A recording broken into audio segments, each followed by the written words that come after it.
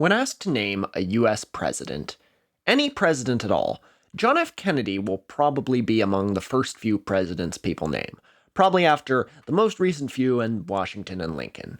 Though his presidency was among the shortest in U.S. history, not even getting to serve a full term, he's sort of a symbol of the office. Handsome, eloquent, and well-educated, the platonic ideal of who a U.S. president should be. He's one of the few American political figures who served in living memory who's admired by both sides of the political aisle. That is, these days he is. He didn't accomplish much in his short presidency, and almost all the achievements we credit to Kennedy are really the achievements of his vice president and successor, Lyndon B. Johnson. Kennedy was something of a polished, coiffed, quotable spokesman for the rough-and-tumble Johnson who got legislation done. Kennedy was the one who made the case for going to the moon, and we still quote his speech about it, but the NASA complex set up to make it happen was in Texas, Johnson's home state, and not much later was officially named the Johnson Space Center. And we love Kennedy because he died young, tragically and dramatically under strange circumstances. To this day, a majority of Americans don't believe we've gotten the full story on his assassination, and the recent release of the CIA files about the crime revealed a lot of other government chicanery around that time, but cleared up nothing about JFK. Every politician who gets assassinated becomes a hero afterward, except Shinzo Abe, I guess. Today, people call JFK's presidency the Camelot era of the White House, and his political dynasty does constitute the closest thing we have to an American royal family. Despite the very point of America being that we don't have a royal family, I think Americans admire the idea of having a royal family more than we'd like to let on. What a glamorous life. For all his achievements, or lack thereof, it was Kennedy, not Reagan, who was the real Hollywood president. So people like Kennedy today because he was hot, young, and forever stayed that way. You can like a president for that when they were president way back when. But at the time, people had more important issues on their minds, and when Kennedy first came into office, he was not all that popular. He'd just squeaked by Republican Richard Nixon, who would of course later become president in his own right, in what was then the narrowest and most controversial presidential election in living memory. Officially, there have been 5 elections in U.S. history in which the winning candidate won through the Electoral College but didn't win the popular vote. 2016, 2000, 1888, 1876, and 1824. Although 3 of those, 2000, 1876, and 1824, each involved their own strange, special circumstances, and I think of each of them as one-of-a-kind situations that were so chaotic and disputed that the simple question of who won the popular vote, who won the Electoral College, doesn't even really apply. The only 2 elections in which it's clear to everyone with a brain that one candidate won the popular vote fair and square, and the other one won the Electoral College fair and square, are 1888 and 2016. But some historians argue that 1960 belongs with 2000, 1876, and 1824 on the list of weird and disputed presidential elections, and JFK lost the popular vote. Now, did he or didn't he? It's literally impossible to say. There's no further evidence that could come up to suggest he did or didn't, because I'm not talking about allegations of voter fraud or that some ballots were miscounted, although Nixon did raise those claims in response to losing the 1960 election, and he had more evidence to back himself up than Trump did in 2020. There is the chance that Chicago's corrupt Democratic mayor Richard Daley may have magicked up a few thousand votes to put Kennedy ahead in Illinois, which at that point was a pivotal if you win it, you win the election swing state, sort of like how Pennsylvania is seen today.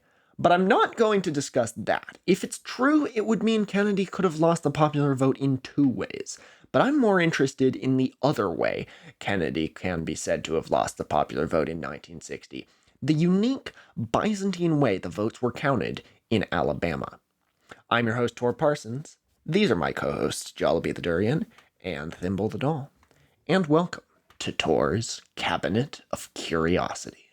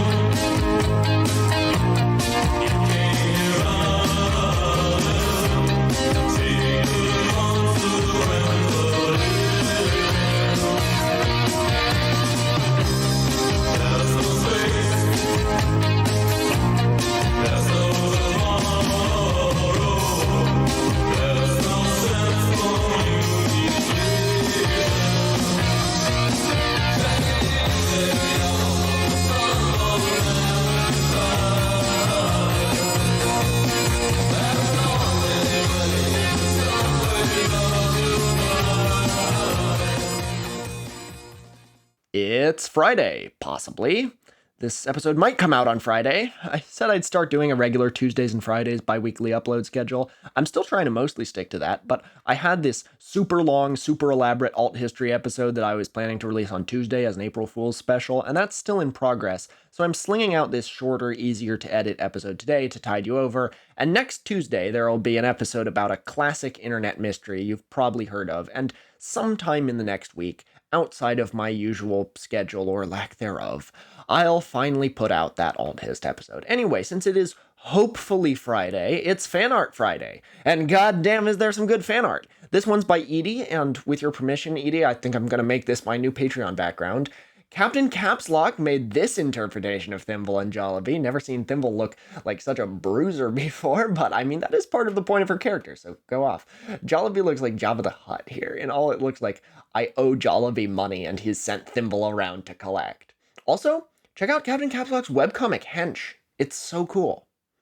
Continuing the tradition of tributes I really never expected to get, Stake the Steak turned Minecraft slimes into Jollibee, which is a mod you can download on the Discord. Zuzu put Jollibee into a different video game. As far as I know, this is not an actual gameplay screenshot. For a few days, there was a competition in the fan art channel going on to see who could oversimplify Jollibee the most. Obviously, it concluded with Spencer creating this masterpiece.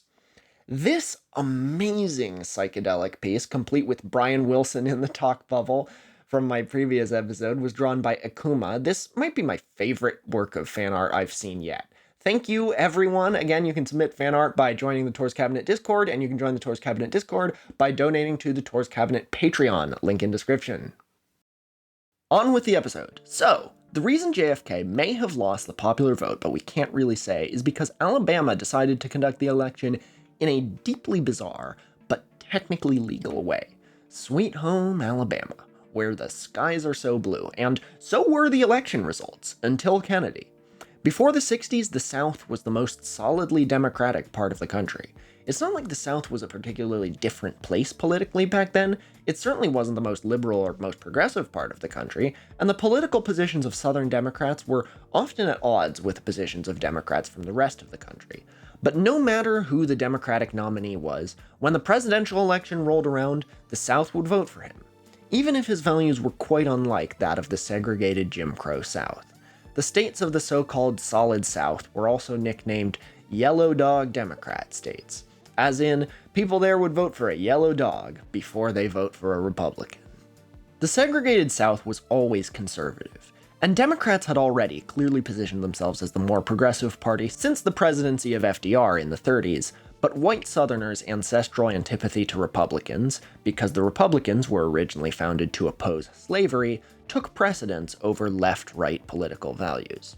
For a lot of the South's history, you could even be an economically progressive Southern Democrat as long as you were still racist. Even though FDR was the first president to employ black advisors in his White House, the South still voted for him by whopping margins, because at least he wasn't imposing civil rights on the South. To this day, FDR's 98.57% of the vote he got in 1936 in South Carolina is the highest percentage of the vote any presidential candidate with a real opponent has ever gotten in any state. The Dems' stranglehold over the South began to break after World War II, when the Democratic Party outside the South began to position itself quite clearly as the party of civil rights. The first sign that the Solid South was cracking was the 1948 election, in which South Carolina Governor Strom Thurmond quit the Democratic Party in protest of the incumbent president Harry S. Truman's desegregation of the military, and Thurmond ran his own third-party campaign against Truman, in which he succeeded in winning 4 southern states. The South went back to being the bluest part of the country in the 50s, when Democrats were more or less united against popular Republican President Dwight Eisenhower, who won most of the rest of the country in both 1952 and 56. Here's a detail of the Jim Crow era South that I feel like is very important to understand, and I definitely didn't learn in school. After the Civil War and before World War II, black people constituted a majority in some Deep South states, and close to a majority in all of them, which obviously doesn't excuse any of the racism of the time, but I feel like it makes the dynamic seem very different. Because I knew that Southern Democrats in the Jim Crow era won elections by promising to be even more racist than their opponents in the same party. The infamous Alabama Governor George Wallace, who positioned himself as the face of the opposition to the 60s civil rights movement, described how he lost his first bid for governor thus: "I tried to talk about good roads and good schools and all these things that have been part of my career, and nobody listened. And then I began talking about a different word than the one displayed here, and they stomped the floor." But everyone running in Alabama at the time supported Jim Crow. All the black people in Alabama were already almost as disenfranchised and persecuted as they could possibly be. How obsessed with race were these people?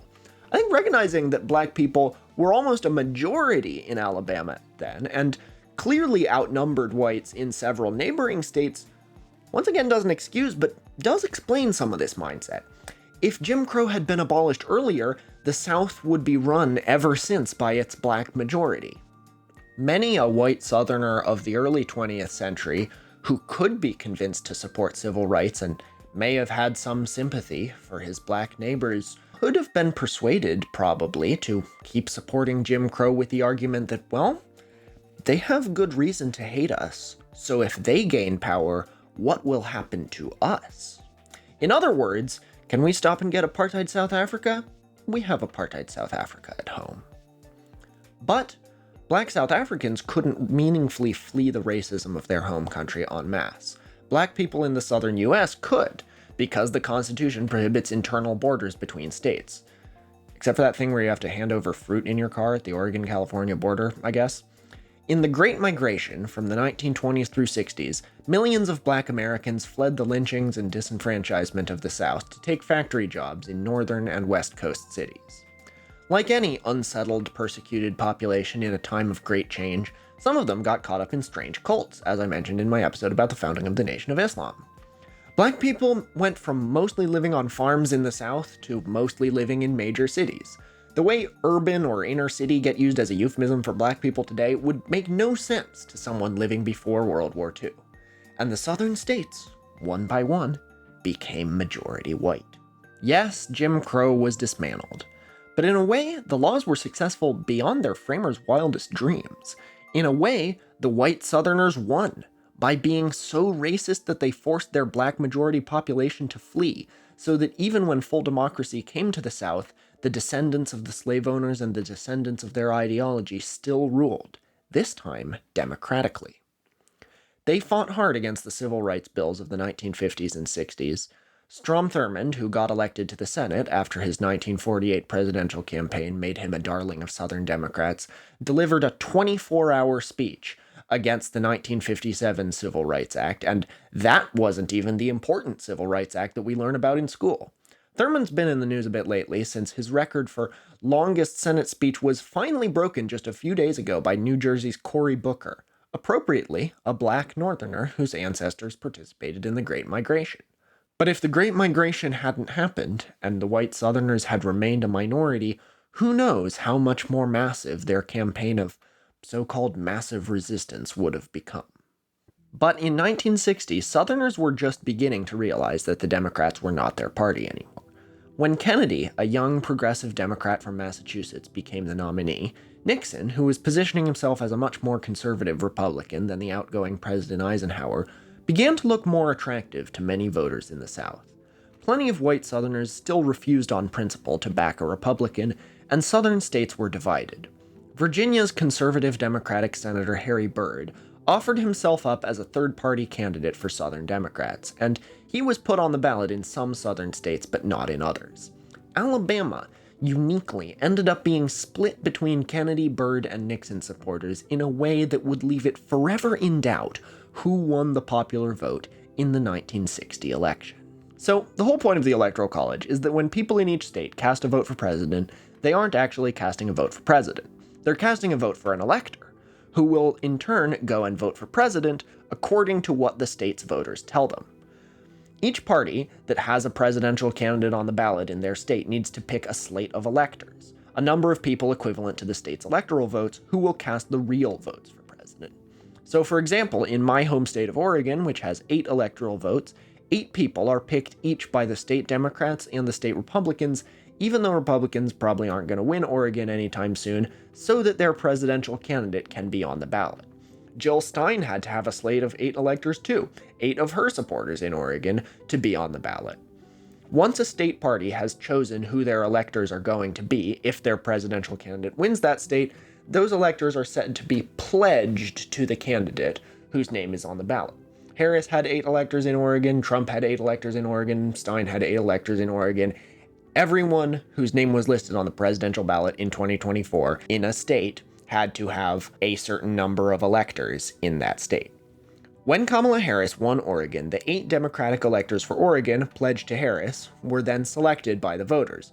So even though Harris lost the national election, those 8 people had to go to the state capitol in Salem on December 17, 2024, and cast their electoral votes for Harris. And Oregon's 8 Republican electors didn't need to do anything. Technically, that was the actual date of the 2024 election. The results on November 5th just told the country how the electors were going to vote. Now, as we saw in the chaotic aftermath of the 2016 election, these electors aren't necessarily required to vote for the candidate the voters pledged them to. When an elector doesn't vote for the candidate they're pledged to, that's called a faithless elector. Both Clinton and Trump in 2017 saw defections by faithless electors that reduced their electoral vote count, because some Democrats who were called on to be their state's electors didn't like Hillary, and some Republicans who were called on to be their state's electors didn't like Trump. In an election with a really close electoral vote, those faithless electors could have mattered. So afterward, most states passed laws to punish faithless electors if they voted for someone other than the candidate who won their state. And state parties decided to choose their electors a bit more carefully. Before 2016, electors were mostly just local party organizers and activists, total nobodies who signed up to do this basically ceremonial job. In 2016, when a lot of electors defected from their pledged candidates, it turned out that, wait, this job is actually really important. So in the presidential elections since, state parties have mostly picked the top politicians in their state from their party to serve as electors, because those people are more likely to stay loyal to the national candidate. Like, for example, in 2024, the slate of Democratic electors from New York pledged to Harris included Governor Kathy Hochul, Attorney General Letitia James, Mayor Eric Adams, and a bunch of Democratic members of Congress. But technically, an elector doesn't need to be pledged to any candidate. The laws that punish faithless electors just punish them if they're pledged to vote for a particular candidate by the state party before the election, and then that candidate wins, but the elector doesn't vote for them. If the state Democratic Party of Oregon had wanted to for some reason, they could have skirted the faithless elector law by running unpledged electors who weren't required to vote for Harris, and on the ballot, instead of Kamala Harris Democratic, it would have said unpledged electors Democratic. If enough people had voted for unpledged electors, then Oregon would have been won by the Democrats, but not any particular Democratic candidate, an unpledged slate of Democratic electors, and when December 17th rolled around, those electors could have voted for whoever they wanted. And if the election was close in the Electoral College, Harris would be forced to campaign for those 8 people's votes, to directly personally appeal to 8 random people to get them to vote for her so that she could be president. This is insane, and really puts into context the absurdity of the Electoral College, but constitutionally, you can do this. If the leadership of a state-level party really doesn't like the candidate that's running for president as their party's national nominee, they can choose to do this. The only time this has ever really happened, the only time a dispute between the national party and the state-level equivalent of that party got so intense that state parties refused to back their national candidate was in the 60s in the Deep South, when some people realized that this could be a way to encourage the National Democratic Party to drop their civil rights crusade. In Alabama, in 1960, the state party leadership didn't have the right to choose electors, because a side effect of the strong Democratic lean of the Solid South was that state party leadership in the Jim Crow South was not very strong at all. The Democratic Party was basically synonymous with politics, so these officially one-party states became more like no-party states. Are you running for governor? Well, obviously you're running as a Democrat. So the Democratic primaries were the real elections for state-level positions in the Solid South. Often the primaries for governor or senate would be split 5 or 6 different ways, with the top candidate getting 20% or less of the vote, so they had to have a runoff after almost every primary between the top 2 vote getters. What made things even more complicated, specifically in Alabama, was that back then, the governor of Alabama had a term limit of just 1 term. They could run for re-election, but only after being out of office for 4 years. Lots of people served non-consecutive terms as governor of Alabama. Lots of others tried, but only ever had that 1 term. So almost every Democratic primary for governor of Alabama pitted a few up-and-coming candidates who had never been governor before against multiple former governors trying to mount a comeback. See, it became like a system in which there were no parties, because everyone had a D next to their name, supported Jim Crow, and that didn't tell you anything about the rest of their platform or the support they had. With all this jockeying, nobody was clearly in charge of the state Democratic Party at any point, so even the electors for president had to be selected by the voters directly, rather than the state party committee. In 1960, after Kennedy had gotten the Democratic nomination, and Senator Harry Byrd offered himself up as a protest candidate for Southerners, it was time for the primary election for Alabama's electors. At the time, Alabama was worth 11 electoral votes, so Democrats in Alabama, that is, basically all the literate white adults in the state, had to vote to choose 11 total electors. 35 total candidates ran to be electors, 24 of them ran with a promise to be unpledged, saying they'd only vote for Kennedy if Kennedy reneged on his civil rights promises and decided he was racist after all. 11 of them ran as loyalist candidates who promised to vote blue no matter who. Now Alabama had to pick 11 out of those 35 people. Who they voted for would affect who would get Alabama's electoral votes. In a sense, this was the real 1960 presidential election in Alabama. So 11 people won the election to serve as Alabama's electors. 6 of them were unpledged candidates, and 6 of them were vote blue no matter who Kennedy candidates. Meanwhile, the tiny number of Republicans in Alabama at the time had their own primary to select their own electors, and they calmly selected 11 people who were pledged to vote for Nixon. But wait, the Democratic slate of electors was split! They probably weren't all going to vote for Kennedy, since 6 of them were unpledged, but they definitely weren't all going to vote for Byrd, since the other 5 of them were explicitly pledged to Kennedy. Now, who was the Democratic nominee in Alabama? Which presidential candidate's name was going to be on the ballot? There was only one way to print the ballot. No presidential candidates' names could be on the ballot. Instead of having people vote for one presidential candidate, when the presidential election rolled around, they had people vote directly for 11 electors. The electors didn't have districts across Alabama or anything. No, every voter in Alabama had to select 11 out of 22 electors instead of selecting a presidential candidate as their vote in the 1960 presidential election. 11 Republican electors pledged to Nixon, 6 Democratic unpledged electors who were unofficially going to vote for Byrd, and 5 Democratic pledged electors who were going to vote for Kennedy. Like, there was a Senate election on the ballot, and next to the candidates' names it said Select 1. And there would be an election for your local House seat, and next to the candidates' names it said Select 1.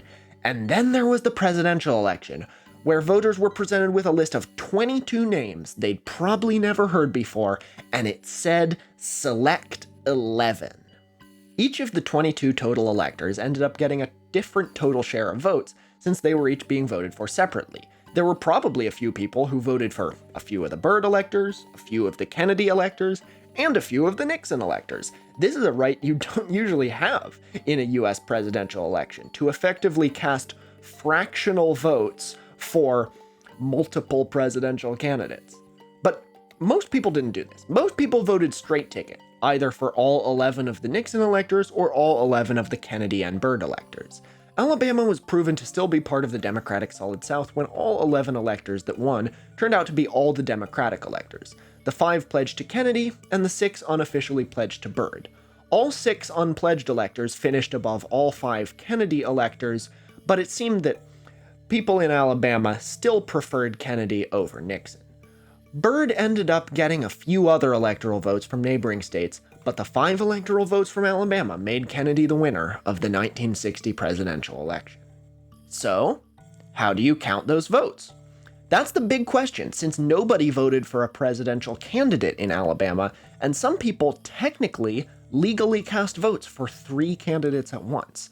Some people have chosen to pick the highest number of votes received by an individual Kennedy elector as Kennedy's popular vote, and the highest number of votes received by an individual Byrd elector as Byrd's popular vote, and same for Nixon, which results in these very strange and awkward vote tallies. These add up to way more than 100%. Most people counted as having voted for Byrd also voted for Kennedy. It's a total shot in the dark how many people would have actually voted for Kennedy in Alabama if the election had gone the normal way, and given how close the popular vote was in the rest of the country, Alabama makes all the difference. The Congressional Quarterly calculated it a different way. They took these headline numbers at face value. 237,981 is Nixon's total because that's the most votes received by an elector pledged to him, but then they divided the vote for the top Byrd elector by 6/11ths, since he had 6 out of the 11 electors, and the vote for Kennedy's top elector by 5/11ths. That results in 147,295 votes for Kennedy and 176,755 for Byrd. Both did worse than Nixon, and that means Nixon won the popular vote, not just in Alabama, nationwide. I would calculate it a third way. Average them all. Add up all the vote totals for all the Nixon electors and divide by 11. That's Nixon's popular vote. Add up all the vote totals for all the Byrd electors and divide by 6. That's Byrd's popular vote. And add up all the vote totals for all the Kennedy electors and divide by 5. That's Kennedy's popular vote. That results in, drumroll please, for Nixon, 235,344.55 votes. This election is so weird we're getting into decimal voters. What the fuck, Alabama? For Byrd, 322,471. And for Kennedy, 317,580. Okay, that still results in a total number of votes much higher than the total number of voters, but I think that's fair because most people who cast a ballot for a Kennedy elector also cast a ballot for a Byrd elector and vice versa. Here, Kennedy still wins the popular vote. I don't know, man. This just isn't how normal elections in America work. Asking who won the popular vote here is like asking who the vice president of England is. Like, the answer is just, it's a different system where that doesn't apply.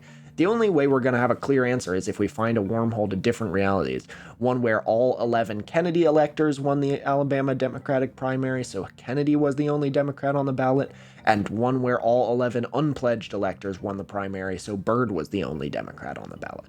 It's worth noting that a lot of notable historians, including close Kennedy associate Arthur Schlesinger Jr., believe Kennedy lost the popular vote, which would put one of America's most historically popular presidents in an ignominious club, along with Donald Trump, George W. Bush, and Rutherford B. Hayes, under whose administration Reconstruction was dismantled and the South was allowed to pass Jim Crow laws. The same laws that, almost a century later, indirectly led to Alabama carrying out its presidential election in the strangest and most inconclusive way an American election has ever been conducted. People talk about how proportional electoral systems like the D'Hondt method or ranked choice voting systems are confusing and difficult for the average voter to understand.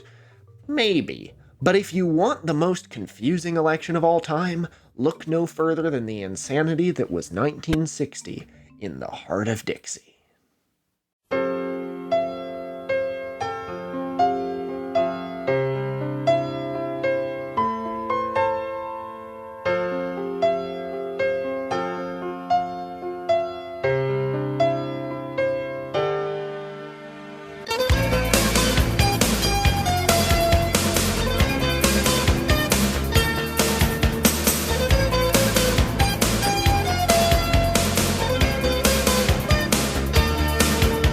Believe in something right, but you do something wrong. A loaded question will break your bones, what puts you on your knees. You paint the walls in red, the color of your heart, but the man in gray will get you now. You've got to hide or take the blame.